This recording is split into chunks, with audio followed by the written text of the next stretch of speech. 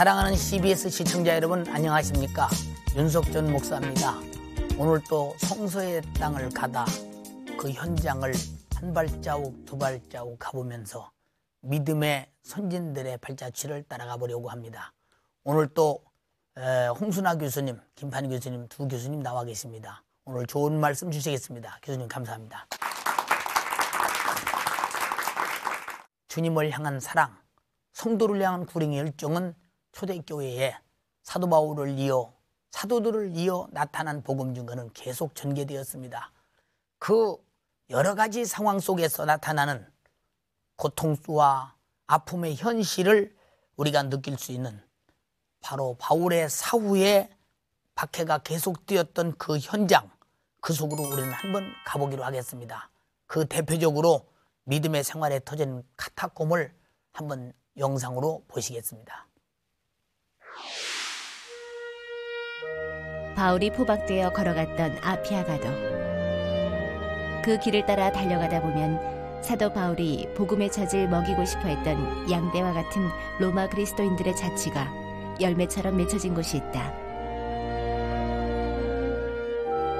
살레시노 수도회에서 관리하는 성 칼리스투스의 카타콤베. 초기 그리스도 교도의 지하 무덤인 카타콤베는 아피아가도 주변에만 60여 곳인데 그중 이곳이 가장 오래된 지하 공동묘지이다.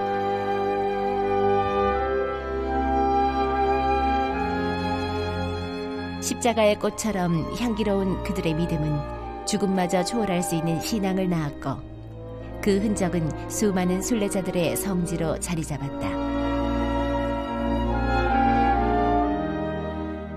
지하 10에서 15m 깊이로 구멍을 뚫고 계단을 만들어 여러 층으로 이어져 있는데 이곳에 묻힌 사람들의 비문 조각들이 삭막한 벽면을 장식하고 있다. 현재 지하 4층까지 개발되어 있는 이곳엔 당시 50만 명의 그리스도인들이 묻혔다고 하는데 벽면에 직사각형이나 반원형의 벽감을 파서 그곳에 죽은 이들의 유해를 넣었다고 한다. 이 옆이 다 무슨 목이 있었던 장소 같지 않습니까? 그런 것 같네요. 이런 귀도. 네, 이게 석관 같네요. 네. 귀도 있고 비문도. 예. 타원형으로 만든 이 벽감 속에 유해가 담긴 석관을 넣었는데 석관은 연화 또는 대리석판으로 덮은 다음 석회로 밀폐하였다고 한다.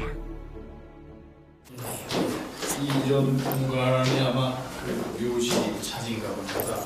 그런 것 같아요. 그 묘실 속엔 묘비가 아직도 그대로 남아있고 묘비가 이런 곳은 아주 그대로 정교하게 그대로 남아있네요. 잘 보존돼 있네요. 왔다 간 사람들의 자취가 초기 기독교도들이 목숨 바쳐 지켰던 믿음의 궤적들은 세월의 무게를 걷어내고 믿음의 모범을 생생하게 전해준다. 이 그림 같은 걸로 표식을 해놓은 건 문맹자들이 어느 순교자의 묘석에 남겨진 선명한 이름은 긴 세월 속에서도 지워지지 않는 역사의 지문이 되어 당시 사람들의 믿음의 깊이를 입증해주고 있다. 여기는 묘지지만 건축 양식이 그 지상처럼 이렇게 해놨네. 신자들의 무덤이 늘어나며 이곳 또한 신분에 따른 경계선이 그어지기 시작했는데 여기 그 분위기로 보니까 무슨 귀족들의 신분의 격차가 있는 묘호수입니다. 이곳은 9명의 성인 교황들이 안치되어 있는 교황들의 무덤이고 그래서 이곳을 작은 바티칸이라고 부르기도 한다.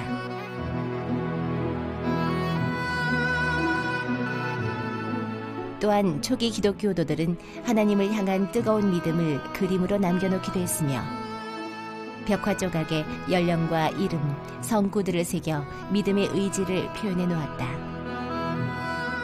땅속 깊이 있는 죽음의 흔적들은 하나님께 향한 그들의 숭고한 정신을 선명히 드러내며 세월의 어둠을 밝혀나가고 있다. 홍 교수님, 그 카타콤을 저도 현장에 가봤거든요. 가서 설명을 듣기 전에는 이곳이 어느 곳인가 으시시하니 무시무시하니 많은 그 의문을 느꼈거든요. 우리 교수님께서 카타콤을 좀 시원하게 말씀해 주시죠. 이 카타콤이란 말의 어원은 예. 그 헬라어의 케메트리아라고 하는 말에서 나왔습니다. 예. 그 말이 변형돼서 그렇게 불려지게 됐는데 예. 이 로마 지역 이 부근에서는 그 천연 동굴이 없었기 때문에 예. 그 지역이 그 굉장히 그 화산 석회 지질이라서 예. 비교적 파기도 쉽고 예. 또 파고 나면 견고합니다. 예. 그래서 지하 동굴을 뚫어서 그곳에 가족 묘지를 만든 데서부터 예. 카타콤은 원래 시작이 되었습니다. 예. 그 당시 그 로마에 어떻게 저런 무덤이 생겼는지 하는 것을 보면 로마의 장례 문화를 좀 이해할 수 있지 않겠습니까? 그 장례 문화에 대해서 좀 말씀해 주시죠. 로마 사람들은 예. 다는 아니지만 예. 과반수 이상이 유골 매장을 했다 그럽니다. 예. 그러니까 이제 화장 비슷하게 시신 전체를 매장하는 것이 아니죠. 특징이 무덤을 불길한 것으로 생각하지 않았다 그럽니다. 예. 그래서 주로 무덤들을 어디를 썼냐면요, 도로 양쪽 옆을 썼습니다. 아. 그래서 심지어 황제나 이런 사람들은 건물을 지어놓고 하기로 했고, 예. 그 앞비아가도 그 옆으로는 또 지하로는 카타콤이라고 하는 지하 공동묘지가 있었습니다. 네. 황제라고 할지라도 예. 시내 중심가에는 절대로 묘지를 안 썼습니다.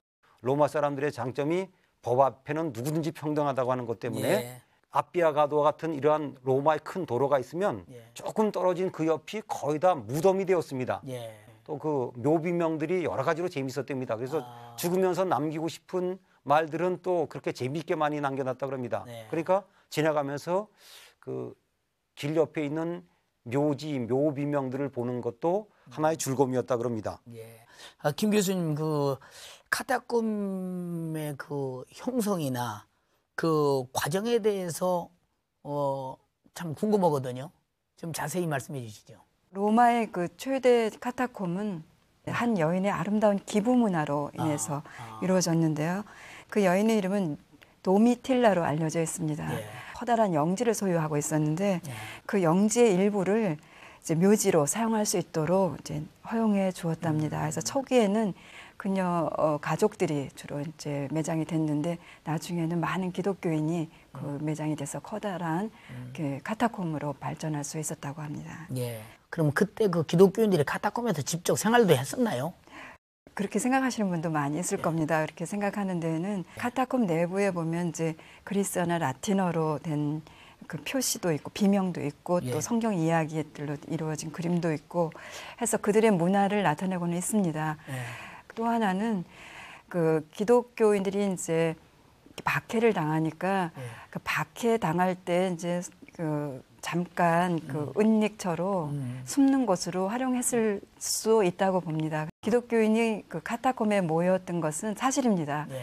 그 이유는 그들의 묘지이기 때문에 예. 그들 중에 이제 순교하신 분도 있고 믿음의 그 선배들이 있어서 그분들의 기일에 그 추도 예배 형식으로 모이는 걸 카타콤에서 가까이 이제 느끼기 위해서 모였고 일반적으로 예배를 위해서나 생활을 위해서는 가정에서 모였죠. 아. 카타콤에 모일 때도 일과가 끝난 저녁에 모입니다. 저녁에 모여서 간단히 예배드리고 공동 식사 같은 걸 하겠죠. 그건 네. 성만찬인데 예. 이것은 뭐 너희를 위하는 내 몸이니 예. 이것은 너희를 위해 흘린 나의 피니 예. 뭐 이런 이야기를 이제 외부 박해하는 과정에서 외부 사람이 들을 때는 이 인간들은 이 무덤 앞에 모여서 무슨 짓이야? 뭘 먹네? 인육을 먹는 거 아니야? 여기 사는 거 아니야? 뭐 이런 헛소문을 만들면서 그들의 박해의 정당성을 부여하는 데 나왔던 표현이라고 생각합니다. 일반 그 많은 사람들이 알기를 기독교인들이 카타콤에서 살다가 죽어서 그들이 매장된 무덤이라 이렇게 아는 사람들도 많이 있는데 오늘 그 교수님 말씀 들으면서 카타콤이 그런 곳이었구나 충분한 이해가 됩니다. 홍 교수님 그 카타콤이 굉장히 중요하게 여기지 않습니까? 왜 그렇게 중요하게 여겼는지요? 예, 카타콤이 우리에게 중요한 의미를 주는 것을 두 가지로 생각을 해보았습니다. 첫 번째로 초대교회 교우들의 신앙의 선배들의 신앙을 직접 체험할 수 있습니다. 예. 그 안에 예배당까지 지어놨습니다. 예. 예배당까지 있어가지고 그들이 그 어떻게 신앙생활을 했는가. 이 카타콤의 역사가 보통 이제 로마 제국이 476년에 멸망당했고 그 뒤에는 예. 묘지로 쓰지 않았으니까 예. 다 그 이전의 시대입니다. 아, 그러니까 그 우리 기독교가 생기고 나서부터 476년 부kun까지 우리 초대교회 교우들의 신앙을 그 지하가 보존해 준 거죠. 예. 특별히 저 땅속이라고 하는 것은 아주 완벽한 박물관입니다. 아, 그리고 이것이 16세기 때까지는 거의 몰랐습니다. 16세기 이후나 카타콤이 발견이 됐거든요. 아, 또 한 가지 카타콤이 중요한 이유는 그곳에는 참 그 여러 가지 뭐 문자들도 많고 십자가도 많고 여러 가지 생활 풍습을 짐작해 하는 것도 있지만 제일 중요한 건 성화입니다. 아, 성화들이 많이 발견되는데 최고로 오래된 성화들이 카타콤 안에 다 보장돼 있는 거죠. 아, 보통 이제 갑바도기아 지역 같은 데에도 성화가 많지만 보통 7세기에서부터 10세기 정도까지의 성화라고 본다면 예. 이 카타콤 안에 있는 성화라고 하는 것은 최소한 1600, 1700 그 이전의 성화들이니까 그런 의미에서 우리 기독교 역사에서는 아주 소중한 역사를 발견하고 있는 그야말로 지하 기독교 박물관의 역할을 하게 되는 거죠. 홍 교수님, 그렇게 그 역사 박물관과 같이 그 귀중한 카타콤을 많은 사람들이 그냥 무덤 다녀오도 다녀오거든요. 우리 한번 그 중요한 현장을 우리 화면으로 다시 한번 가보겠습니다.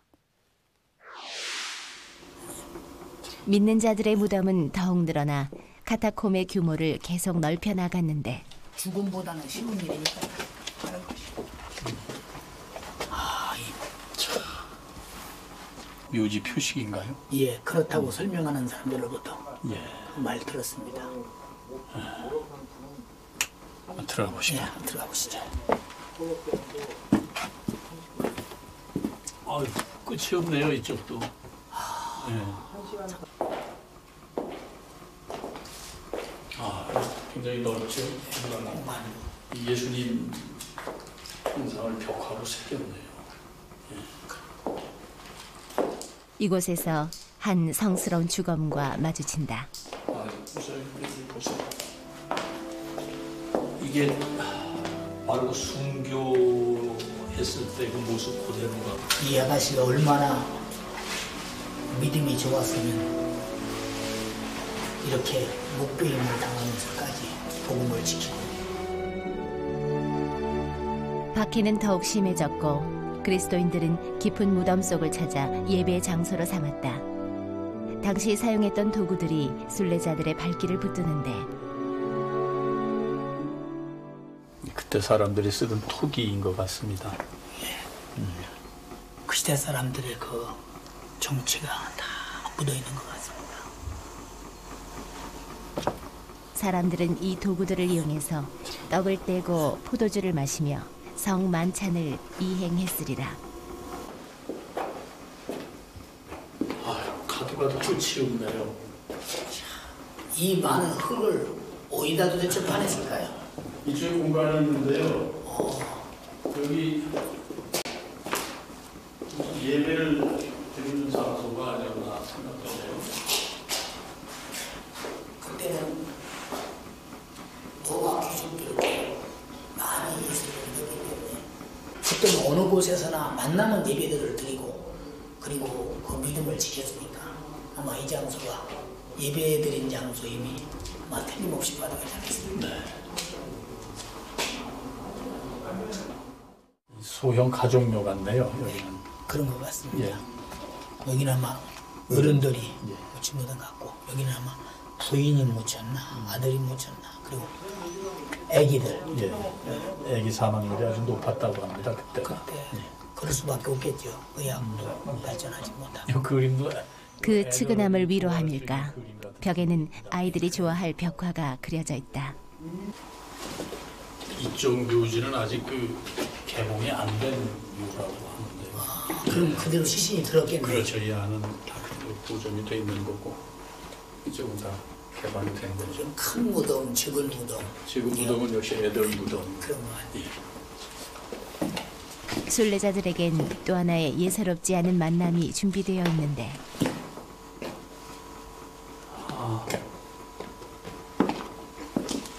지금 석관이 있는데요.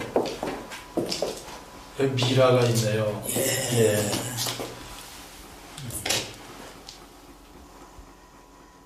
참 흙으로 돌아갔습니다. 이렇게 공기 하나도 안 들어가도록 자 이렇게 보존이 돼 있네요. 보존돼 있네요. 이쪽을 좀 보실까요? 형태가 없네요. 형태가 없는데 뼈만. 이 속엔 생명 바쳐 믿음을 지켰던 초대 교인들의 몸부림이 담겨 있고 그 힘의 근원은 예수에 대한 사랑, 바로 그것이었다. 믿음의 주요 또 온전케 하시는 이인 예수를 바라보자 저는 그 앞에 있는 즐거움을 위하여 십자가를 참으사 부끄러움을 개의치 아니하시더니 하나님 보좌 우편에 앉으셨느니라. 너희가 피곤하여 낙심치 않기 위하여 죄인들의 이같이 자기에게 거역한 일을 참으신 자를 생각하라. 우리 화면을 통해서 우리 카타콤을 좀 보았습니다. 그 당시 기독교의 핍박은 전 세계적으로 어느 정도의 영향이 미쳐졌었나요? 그 당시 전 세계는 거의 대부분이 다신교 문화였습니다. 예. 많은 종류의 신들을 섬겼죠. 예. 예를 들면 그 당시 영향을 많이 미쳤던 헬라 문화도 예. 다신교 문화여서 수많은 신들, 예. 몸이 아파도 의료의 신한테 가서 빌고 예.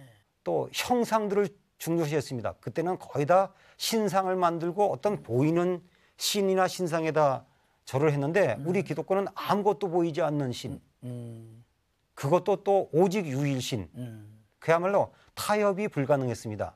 그러니까 어디 가나 핍박을 받을 수밖에 없었습니다. 예. 그다음 또 한 가지가 이제 많이 퍼져 있던 디아스포라들, 예. 유대인들입니다. 예. 유대인들이 그 많은 곳에서 기반을 잡고 있었는데 예.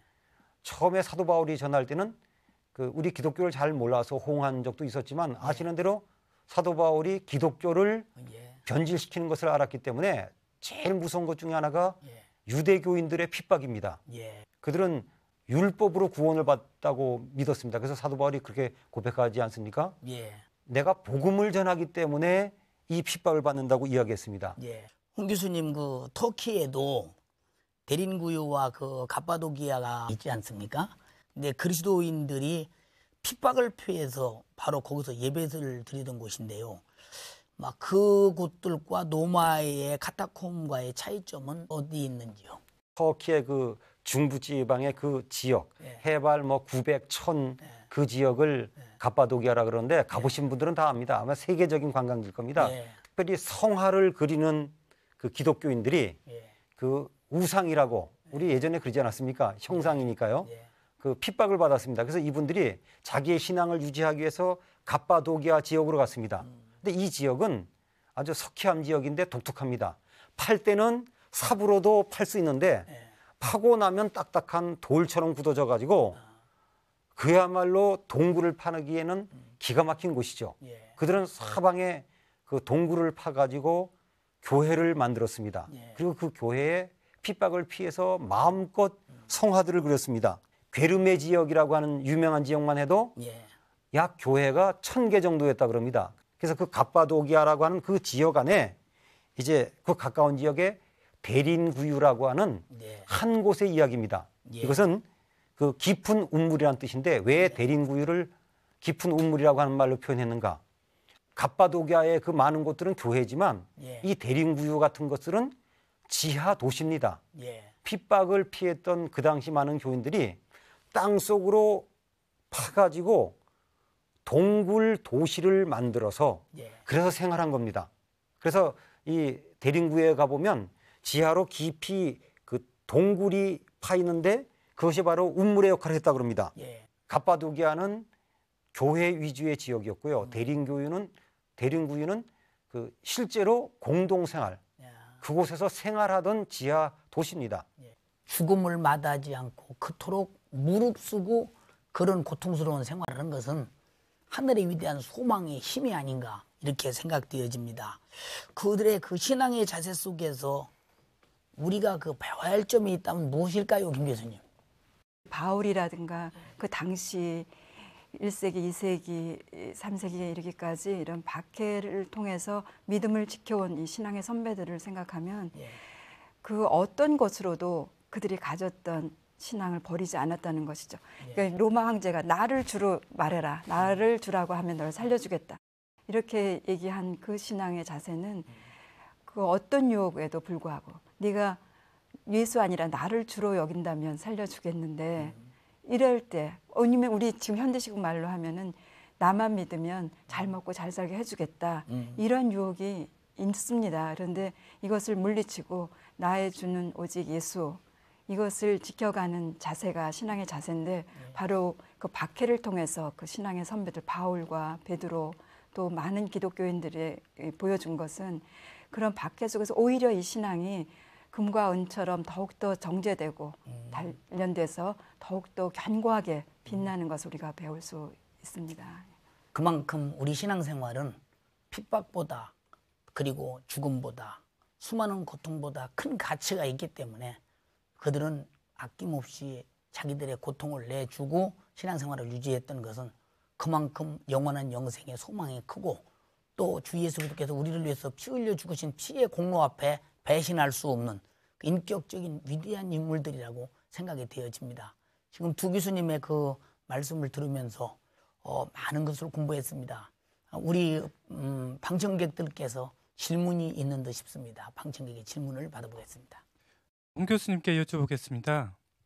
성지 여행을 하시다 보면 카타콤은 성지에서 흔히 볼 수 있다고 하셨는데요. 그렇다면 그런 카타콤 시대는 언제까지 지속되었는지 궁금합니다. 그 카타콤이라고 하는 것은 지하 공동묘지라 그랬습니다. 그런 의미로는 어디나 있었는데 조금 전에 말씀하신 그 카타콤 시대라고 하는 말은 그 핍박과 연결된 질문으로 제가 받고 있거든요. 로마 제국의 멸망과 함께 없어졌습니다. 없어졌고 카타콤을 그 핍박과 연결시킨다면 기독교 공인 때 없어졌다. 그러니까 이른바 카타콤 시대는 기독교가 공인받으면서 없어졌다고 보시면 되겠고 그 카타콤이라고 하는 지하 묘지의 습관은 로마가 멸망하면서 거의 다 없어졌다. 그렇게 보시면 되겠습니다. 김 교수님께 질문 드리겠습니다. 그러면 초기 기독교인들은 쿰란이나 에세네파 사람들처럼 폐쇄적인 공동체 생활을 했는지 아닌지 그렇게 알고 싶습니다. 예, 아주 심도 높은 질문인데요. 쿰란 공동체와 기독교 공동체는 매우 유사한 모습이 있습니다. 종말이 가깝다든가 또 멤버들이 공동 식사를 한다든가 또 다른 그룹과 구별되었다는 그런 구별의식을 가지고 있었습니다. 그래서 매우 폐쇄적인 공동체 생활을 했다라는 인식을 가질 수가 있습니다. 우리에게 어떤 공동체가 수도원 집단이 있다고 해봅시다. 그랬을 때 그들이 어떤 지역 내에서 기도 생활하고 또 식사 같이 하고 뭐 예배 생활하고 이런 이제 그 구별된 생활을 하고 있다 해도 그 외부와 접촉을 완전히 끊고서 살지는 못합니다. 마찬가지로 당시 쿰란 공동체도 구별의식을 가지고 그 공동생활을 했지만은 뭐 먹고 사는 문제, 물물 교환 이런 거를 위해서 또 다른 세계와 접촉을 했을 것이 분명하고요. 또 기독교 공동체도 마찬가지입니다. 구별의식을 갖고 우리는 하나님께 속하였다 이런 의식을 가지고 살고 있지만은 늘 교역하고 다른 사람들과 어울려 살고 있었다는 것을 성서에서도 찾아볼 수 있습니다. 두 교수님의 그 질문에 대한 대답이 충분히 이해가 됩니다. 아마 궁금했던 것들은 시청자들도 많이 궁금했으리라고 생각됩니다. 오늘 교수님들 나와주셔서 아주 명쾌한 설명 대단히 감사합니다. 사랑하는 시청자 여러분, 여러분에게 어떤 고통과 어려움이 있습니까? 때로는 시험이 당해서 때로는 교회 가기 싫고 예수 믿기 싫은 적이 있습니까? 이것은 다 우리 영적으로 손해가 되는 일입니다. 그러므로 우리도 죽기까지 하나님의 뜻을 받들어 내 영혼을 사랑하고 이웃 영혼을 사랑하며 끝없는 전도자로서 이 민족사 속에 세계사 속에 복음이 증거될 때까지 열심히 복음 전가하며 신앙생활에 전념해서 승리자가 되기를 바랍니다. 다음 시간에 또 뵙겠습니다. 감사합니다.